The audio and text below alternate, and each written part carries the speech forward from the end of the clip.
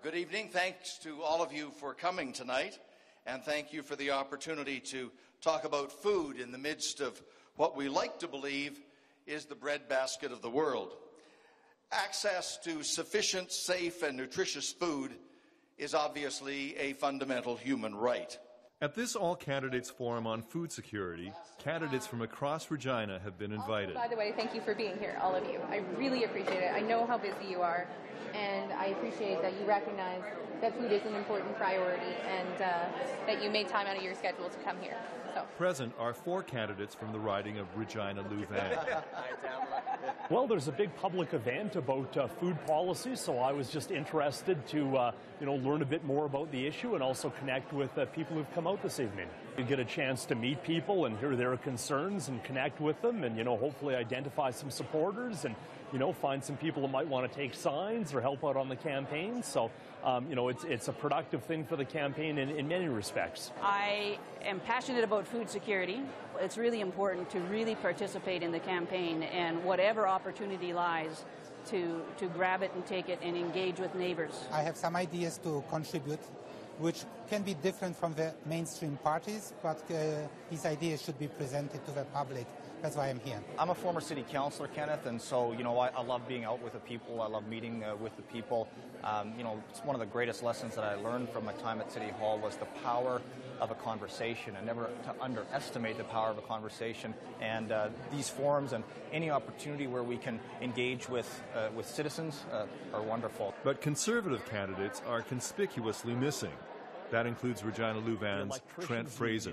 But I do find it striking that no Conservative candidates at all are at this event. I mean, you would think that someone from that party would want to come and, explain their position and talk to people. So, I won't necessarily single out my Conservative opponent, but given that it was a citywide event, I do find it strange that there's no Conservative at all. I think those that don't show up, that people notice. People definitely notice. You want to try to be to everything, and people don't understand if there's a double booking and that sort of stuff. They just notice that you're not here. Every party, every ideology can present some solutions, and your solutions may be better or worse. Not showing up suggests that they don't have a good solutions to present to the public like this, which is kind of regrettable because it's government that may be in power for the next 4 years if they win this election. Fraser has an explanation. Well, we were invited, but I can tell you that we have a strategy right from day one that door knocking is our priority. Canvassing is our priority, and we're not going to change that, quite frankly. I believe that the best reaction and certainly anything that I get in terms of best feedback is certainly at the door with the individual and the families there. And it's working for us. But there's no directive from the top to not go to all candidates forums because this has been happening in other places across the country. No, I believe door knocking is a priority across the country for the Conservative Party, and I'm attending a debate here coming up with the Access Communications and which is the Chamber of Commerce, and I'm looking forward to that. But I'm sure I do executive facilitation for a living, so I'm not afraid of a debate, quite frankly. I look forward to it. But I know for a fact, from a strategy standpoint, talking at the door is much more important. Door knocking is certainly important in a race that's proving to be extremely competitive for a variety of reasons. Regina-Louvain is a mix of some of the most affluent neighborhoods in the city with more modest areas. Average family income is considerable, $109,000. But what makes the riding truly interesting is that it is new. The boundaries have been redrawn for 2015, making it completely urban. It used to contain a rural sector where Conservative support was high. Now the riding is urban only, where NDP support is strong. Out of the province's 14 seats, 13 are Conservative, 1 is Liberal. The NDP has been shut out federally since 2004. Remarkable in a province that was the birthplace of the NDP. But now, with redrawn boundaries, the NDP is feeling it has a real shot at winning in Regina-Louvain. Look at Aaron Weir with his background as a solid economist that is highly respected, has often been seen on the air commenting on deep issues of the day. All hope is possible, and you're right. The redrawing of the boundaries here obviously is something that is going to make the election a lot fairer. If you look at the last federal election, in 2011, the NDP got a third of the vote in Saskatchewan and no seats. So it was one of our best provinces in terms of the popular vote, but the way the ridings were configured, it didn't actually give us any Saskatchewan seats in Parliament. It's a riding that we're really optimistic about, because if these boundaries had been in place in the last federal election, we would have won. The NDP would have been elected, albeit by a very narrow margin over the Conservatives. So it's certainly a battleground riding. We're keenly aware of the fact that we're in a tight race, and we're working and campaigning very hard. But not everyone thinks it will be close. I actually don't even think it'll be that tight a race here. I think the NDP should win handily. If they don't, there's huge problems. And one of the reasons the NDP should win handily is this is where they can really tap into its natural organization. And the one thing you'll say about Aaron Weir is no one will outwork him. He's been wanting to be elected to something for years, and he certainly is going to work very, very hard and not leave a door unknocked in terms of being there. And he certainly has a good sign campaign out. So if they don't win, I'd be very surprised.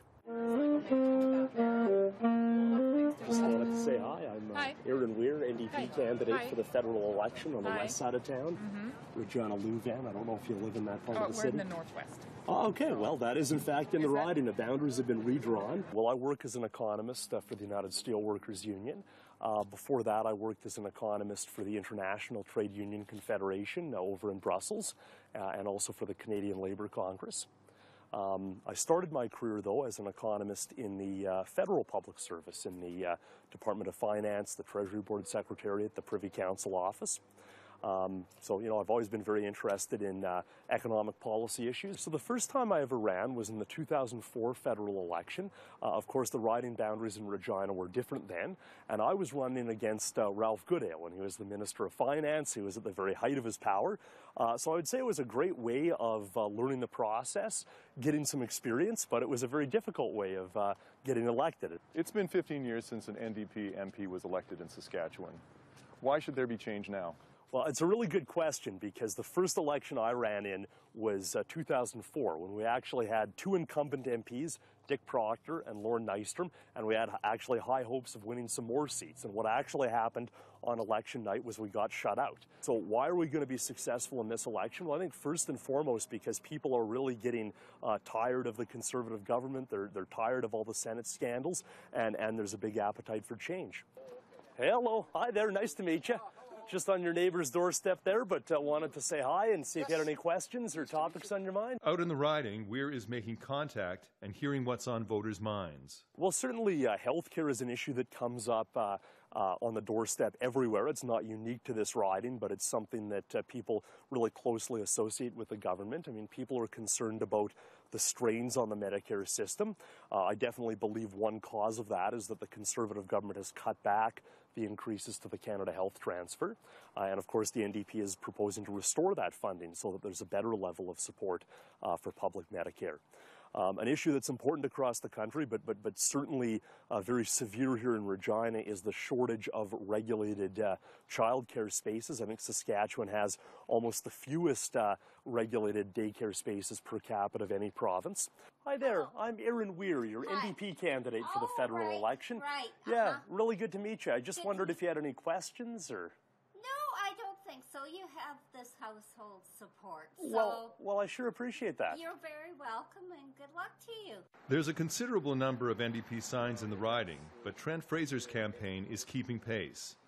Fraser is a first-time candidate who owns a marketing and communications firm in Regina. As a self-employed small business person, I'm always been an advocate of less taxes to corporations, which drives the economy, less taxes to individuals and families.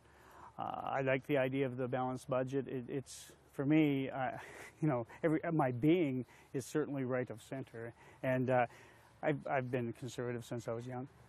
And he's a guy who takes on a challenge and doesn't let up. So here's a story. Some of you may know it. The Rough Riders put Trent in charge of marketing a few years back, and the result, people now call them Canada's team. You can see kids wearing Rider Green from coast to coast to coast. That is called getting the job done, and that's what Trent will do in Ottawa.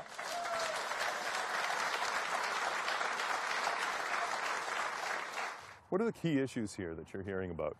Well, what I'm hearing at the door, Ken, is people are certainly worried about taxes, and they're happy with the fact that the tax burden on the Canadian citizen is the lowest it's been in 50 years. And they're happy with the fact that we're continuing saying that we're not going to increase taxes. We're going to try our best to actually keep the money in the families' pockets, keep the money in the seniors' pockets, keep the money in the individual pockets, and because they, quite frankly, know how to spend their money better. And that helps the economy in turn. There are political observers who think that this riding is going to go NDP. How do you respond to that? I don't agree with them. Quite frankly, and I'll tell you why. It's because I'm at the door, right, and I'm hearing that a lot of people in this province remember the NDP regime here in Saskatchewan, and quite frankly, look at the changes that are happening in Saskatchewan since the NDP have been defeated here. Remember, this is a party that, quite frankly, it's in their DNA to try to keep oil in the ground. Aaron Weir says that is a sentiment that has been blown out of proportion. You know, I think that there was maybe an attempt to sort of overblow this, one particular choice of words. But I think the point is that we have these really valuable resources, and what the NDP wants to do is make sure that Canadians get the best possible return from them. And one part of that is making sure that we have environmental safeguards in place so that some of the potential negative consequences of resource extraction don't hurt us, to make sure that it's all done in a sustainable way. People are saying we can't go back to NDP. Or in this case, nationally, we can't ever, for the first time, have an NDP federal government. And it's because, quite frankly, they believe that the economy here in Saskatchewan, as an example, has done so much better under a right-of-center provincial government. I mean, I think that the Sask Party has been in power during a period of time where commodity prices rose a lot. There's been a resource boom in the province. I don't necessarily think the current government deserves any credit for that any more than they would accept blame for the fact that oil prices have been cut in half and there's been a real economic slowdown in the province. I mean, I do think that some of the questions that people have about the Harper Conservatives really apply to the provincial government as well. As you know, a large percentage of people say that they want a new prime minister. What do you say to people who don't like Stephen Harper? The thing is, you honestly don't need to like him. You need to respect the fact that he is the leader, the only leader in my estimation, that can lead our country. Weir and Fraser are both very confident, but Louis Brown says don't count the Liberals out. Now, Regina Louvan is a new riding. It used to have a rural component where there was a lot of Conservative support. Now, there are many people who would say that with the redrawn boundaries, it favors the NDP. That would put you in third place. How do you respond to that? No, it doesn't favor the NDP, in my opinion. I mean, had we had these boundaries in 2004, we would have elected a Liberal member of Parliament. So, is the 2015 election going to be more like 2004 or more like 2011? Let's remember, there were some very strange anomalies that occurred in 2011. That was the historic worst result for the Liberal Party. It's the historic best result for the NDP. Their leader is different. Our leader is different. Their candidate is different. Our candidate's different. So really nothing is the same as it was in 2011. Sure, well, I'm a Regina boy. I love Regina. It's my hometown. It's my wife Susie's hometown, and we're raising our family of 3 children here together. As soon as I finished law school, we came back and started practicing law here in Regina. I've been here ever since. Before going to law school, I was a Ranch-Arlo child care worker, and I also wore Canada's uniform in the Army Reserves. From 2006 to 2012, I had the pleasure and honor of serving as a Regina City Councillor, so I was able to serve my community and give back to Canada's greatest city. What are your motivations for getting into federal politics? Well, a lot of it stems from my experience at City Hall. I went to City Hall because I wanted to give back to my hometown, which has given me so much, but what I discovered was Canada's Constitution really limits the ability of folks at City Hall to deal with the major issues, the major challenges, for example, infrastructure. By way of example, here's a road which is had some repairs, but it's certainly not in mint condition, and that's no fault of City Council. The infrastructure challenges that Regina and other cities are facing all across this country are simply beyond their means, because property taxes are the primary way that cities fund their programs and fund their infrastructure. And you just can't fix the multi-billion-dollar infrastructure deficit in this country on the backs of property taxpayers. So I want to finish in Ottawa what I started in Regina. Our middle-class tax cut is what people are pretty excited about. It's sort of like a Robin Hood strategy to taxation, Jeff. We're going to take from the super rich, give to the middle class. Which isn't... Well, but we're going to give to the middle class, and so specifically we're going to cut taxes for all Canadians who earn between $44,000 all the way up to about $200,000. Okay.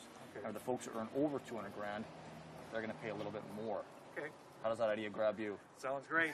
What are the issues that you're hearing at the door? The economy is what you'll hear. Also, our middle-class fairness plan, our middle-class tax cut is extremely popular. I hardly ever encounter anyone who opposes the idea of our middle-class tax cut. And what I've also found, I get a very strong reaction from voters is with respect to our veterans. By and large, Canadians realize that our veterans have not done well by the current government, and they realize that veterans deserve to be treated well. In fact, Brown is handing out Support Our Troops stickers at the Saskatchewan Roughriders game. Support Our Troops stickers, guys? Outstanding. Thanks very much. Thank you. Thanks very much. Thank you so much. Support our troops. There we go. Thank you. Thank you. And the take-up has been very, very impressive. I'm really happy to see and hear as a former Army reservist and as someone who had some initiatives in favor of our veterans and our troops that a lot of people are proudly wearing the Support Our Troops sticker. Their willingness to put their life on the line is our free and democratic election. So the fact that I'm able to do this is a tribute to those who are willing to put their life on the line to keep Canadians safe. The Green Party is more than a one-issue party, but Tamala Friesen wanted to meet at the site of a pipeline crossing right through a Regina suburb. Okay, Tamala, here we are in the middle of Harbour Landing, which is a relatively new suburb in Regina. What am I looking at over here with this sign? Here we have one of the many signs that we can see all the way through various green spaces. It is the Trans-Canada Keystone Pipeline, and it's a warning about a high-pressure oil pipeline. What's your concern? My concern is that the people in Harbour Landing and the people of Regina Louvan, when they asked me, are you for or against oil sands, or are you for or against pipelines, that they don't realize just how relevant this question is right here. This is one of the pipelines that we're talking about. This pipeline was built up to 60 years ago. This particular one right around here about 40 years ago. And it was built to transport natural gas. They want to change it to transport bitumen from the tar sands to the East Coast. And there's a big difference between, of course, bitumen and natural gas. Friesen, who is a program assistant at the University of Regina, is an advocate for social, environmental, and democratic justice. I want to go to Ottawa. I want to represent my neighbors. I want to represent all of them. I know that's hard because some are for pipelines, some are against pipelines. Some want to take all the refugees we can. Others are really afraid about taking refugees in. Some like C-51, others don't. And I have to somehow take all of those and carry them together. And what I can promise my neighbors is that I'll go to work every day. I will read the legislation before me. I'm going to seek the advice of the experts, and I'm going to listen to my constituents. I want to hear from them every day. And I want to vote for the interests of my neighbors because I know we have the community will and we have the technological expertise and the human spirit to create a society that works for each of us. But if you want to make a real difference, why are you running for the Green Party when it's so difficult to win here? I'm glad you said it's difficult and not impossible, because it is possible. I chose the Greens because I feel that their democratic reform is the best plan that will enable us to move forward on all the other important issues that we like. For me, the primary election issue this election is the state of our democracy. Our democratic foundations are literally, I feel, in rubble. We have a first-past-the-post system. It's designed for two parties. We have many more than two parties. It doesn't work. 38% of the vote getting 100% of the power. isn't democracy. The Green Party is fiscally conservative. Correct. Do people understand that? Does anybody understand fiscally conservative? I don't know that they do. I tell them, and especially when I'm talking to conservative voters, that we're fiscally conservative. It's an environmental principle. We want to conserve, to sustain, to grow, to foster, to thrive, to nurture economy. We just want to do it in a green way. Well, I think environmental issues are important, not just this riding, but all over. And certainly things like pipelines go through the regulatory process, which is quite strict. But we're finding, like I'm an advocate of making sure that we're not only growing our economy, but doing it in such a way that it's sustainable from an environmental perspective, and I'll push for that. Our party's position, for example, on oil is that any country sitting on as much oil as we're sitting on ought to extract it. So we're not facing those same challenges that the NDP may be facing in this province because of their what some would perceive as anti-oil comments. So environmentally, are you hearing questions at the door about what's going on in this riding? Yeah, the environment does come up, and I'm delighted to speak about the environment because we've got an 11-page document outlining our bold new plan for the green environment and the green economy. Well, environmental issues are certainly very significant. I mean, I regard climate change as one of the greatest challenges facing our society. I'm really proud to be running for the NDP because we're putting forward a cap-and-trade system that would actually limit greenhouse gas emissions and reduce them over time.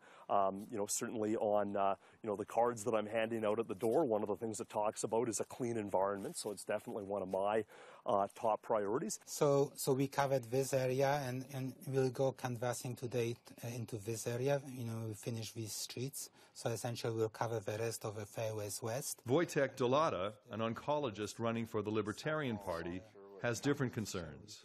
I belong to this group that looks at a pragmatic libertarianism, pragmatic application of new laws. It is essentially a reformation of the current system. We stop the excessive regulations and law and trying to see which one can be removed. As for the social issues, we want to reduce the bureaucracy of the current welfare system. Well, I was in Poland involved with Solidarity movement, especially the students' movement. So that was a big awakening in Poland against communist, essentially dictatorship. So when I came here to pretty free and democratic country, I see that the government becomes more and more strong.